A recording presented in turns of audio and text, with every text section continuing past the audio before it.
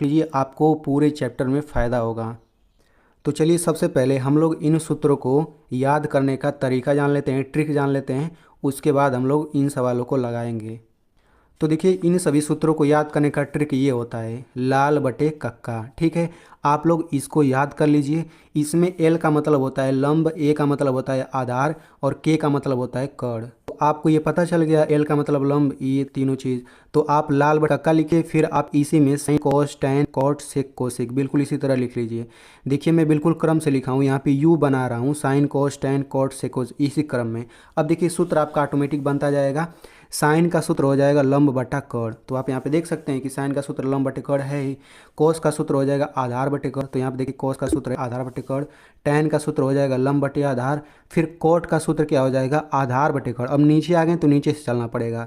और सेक का सूत्र हो जाएगा कर्ण बटे आधार। कोसेक का सूत्र हो जाएगा कर्ण बटे लंब।